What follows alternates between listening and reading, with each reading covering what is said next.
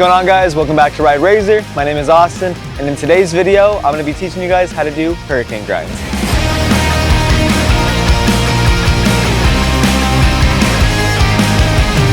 Alright, so before I break down the steps on how to do a hurricane grind, let's talk about what you guys need to know ahead of time. So, first things first, you guys need to be fairly comfortable doing board slides. I would recommend knowing how to do a front side and a back side board slide, and just being comfortable on a rail in general. The more comfortable you are doing grinds, the easier this trick will come. If you're already a little hesitant when it comes to doing a backboard slide, I would not recommend trying to do a hurricane because this trick can end very badly if you guys do not know what you're doing. So please, please, please be careful, and please just know how to do a board slide before you try to learn this trick.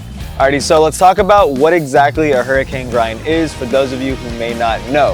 A hurricane grind is essentially a board slide. However, you're locking one wheel on one side of the rail, the other wheel on the opposite side of the rail, and pretty much locking it in backwards. It's kind of similar to a fakie feeble where your scooter is going to be facing the opposite direction that you are, but for the most part, you keep your upper body facing the direction you're going as if you're doing a board slide, but your scooter and your arms are going to be facing the complete opposite way while your deck is practically parallel with the rail. The key to this trick is locking in your wheels and your dropouts up against the rail, and like I said, keeping your upper body and your shoulders facing the direction. If you start to turn your body, that's when this trick goes very south, so make sure you guys are getting nice and flat on top of the rail and keeping your upper body facing the direction you guys want to go. Alrighty, so let's break down a hurricane step by step. Essentially, you're going to want to approach a rail backside. You guys can do frontside hurricanes, but I recommend learning backside hurricanes first, since front side grinds tend to be a little bit harder in the beginning.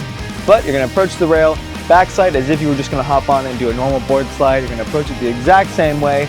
Drop your knees, compress for a bunny hop. Once you guys actually hop onto the rail, instead of just getting on it like a board slide, once again, you're going to want to turn the scooter and turn your lower body so your scooter is facing backwards essentially. So your front wheel is facing the back of the rail, your back wheel is facing the front of the rail.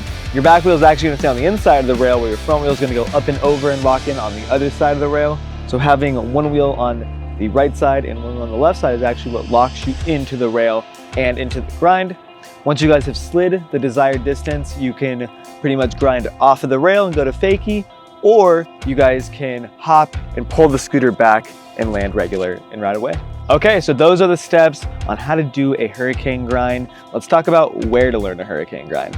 To be honest with you, when it comes to learning this trick, I can only recommend it on a nice small rail like I have here at the skate park. You definitely don't want to be trying or learning this trick on anything big. You want to do something low and small, so if there are any falls or slams, you're not going to get hurt and you can ride away from it. So please, please, please learn this trick on a nice beginner rail. There's no shame in it. Even if you're a more advanced rider, I recommend learning it on a small rail. Once you get it locked in, then you can start taking it to the bigger rails.